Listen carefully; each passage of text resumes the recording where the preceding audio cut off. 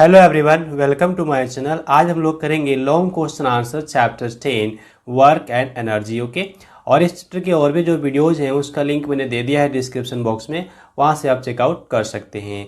तो बने रहिए हमारे साथ इस वीडियो लेसन में, और अगर आपको वीडियो अच्छा लगता है तो प्लीज़ इसको लाइक कर दीजिए। चलिए हम देखेंगे फर्स्ट क्वेश्चन। पहला क्वेश्चन हमारे पास है लॉन्ग क्वेश्चन आंसर का। Is there are difference between applying या फोर्स एंड डूइंग वर्क? क्या फोर्स अप्लाई करना और काम का होना, काम करना, क्या दोनों में कुछ डिफरेंस है?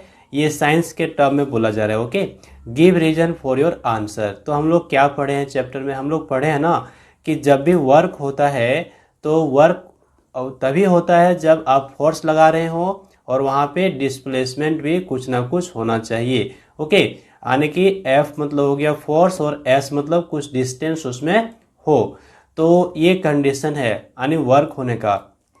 अप्लाइंग फोर्स में आप फोर्स अप्लाई कर रहे हैं किसी ऑब्जेक्ट पे, हो सकता है वो ऑब्जेक्ट आपका मूव कर जाए। ओके, हो सकता है वो आपका ऑब्जेक्ट मूव ना करे। तो ये दोनों पॉसिबिलिटीज है।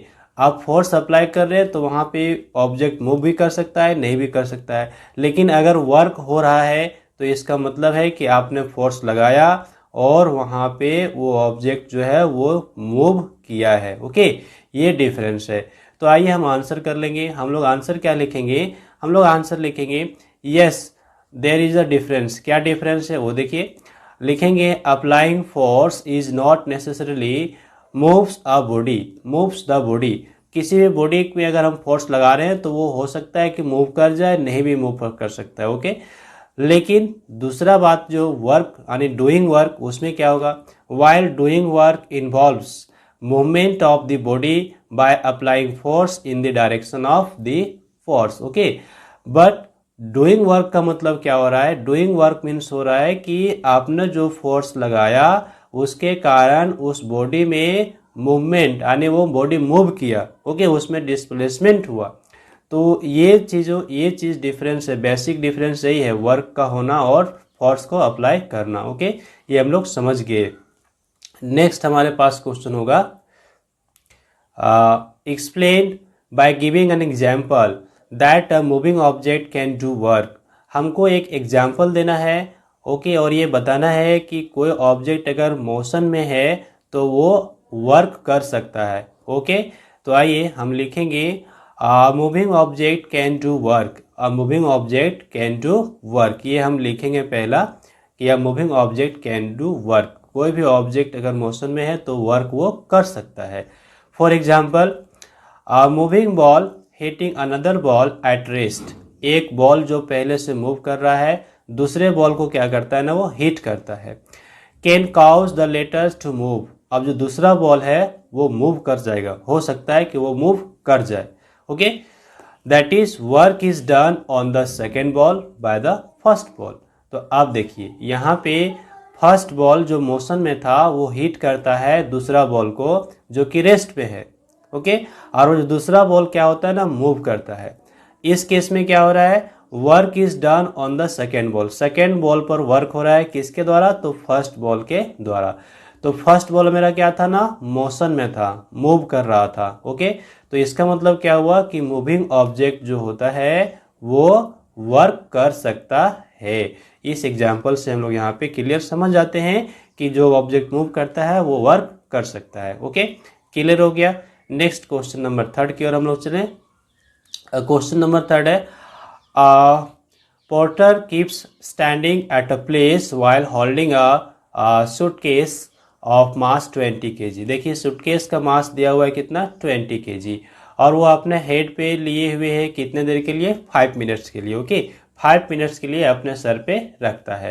कहता है has he done some work. क्या उसने कुछ काम किया? क्या उसने कुछ काम किया? ये आपसे पूछा जा रहा है question. Give reason for your answer. तो हम लोग क्या लिखेंगे? हम लोग लिखेंगे नो। हम लोग क्या लिखेंगे? No. The porter has not done any work. वो किसी तरह का वर्क नहीं किया। क्यों नहीं किया? उसका आंसर क्या देंगे? Because displacement is not taking place here. यहाँ पे डिस्प्लेसमेंट नहीं हो रहा है। As the porter is standing at a place, जैसा कि वो व्यक्ति एक ही जगह पे खड़ा है। तो उसमें मूवमेंट नहीं हो रहा है।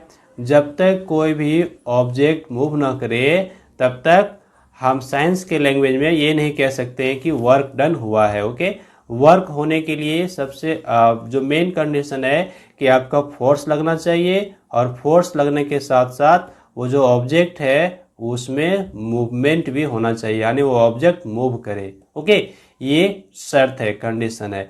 तो यहाँ पे मूवमेंट नहीं हो रहा है, यानी डिस्प्लेसमेंट नहीं हो रहा है, इसलिए वर्क यहाँ पे नहीं हो रहा है। Okay, clear.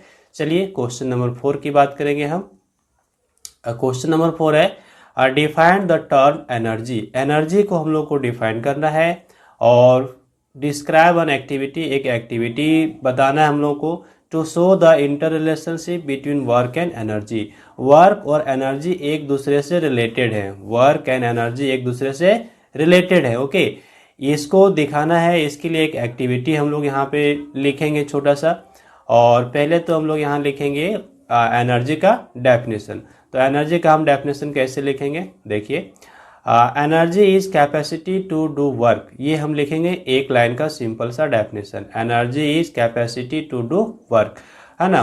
कार्य करने की जो कैपेसिटी है उसको हम क्या कहते हैं, एनर्जी कहते हैं। ओके, ये क्लियर हो गया। नेक्स्ट हमारे पास जो सेकेंड पार्ट है क्वेश्चन का, उसका हम आंसर करेंगे। Work and energy are interrelated to each other. एक दूसरे से वो रिलेटेड है, वर्क और energy. Work is done on an object when energy is transfer to that object.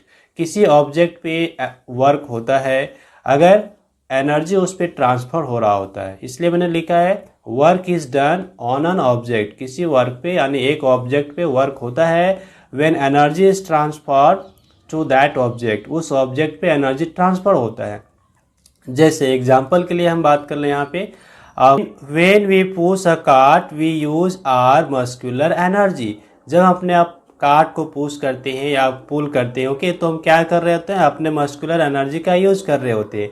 और ये जो मस्कुलर एनर्जी है ये ट्रांसफर हो रहा होता है किसमें, कार्ट में, और वहाँ पे वर्क होता है। Okay, and work is done on the cart as it moves. जैसे जैसे कार्ट मूव करता है उस पर वर्क डन होता है। ओके, ये हम लोग देख रहे हैं।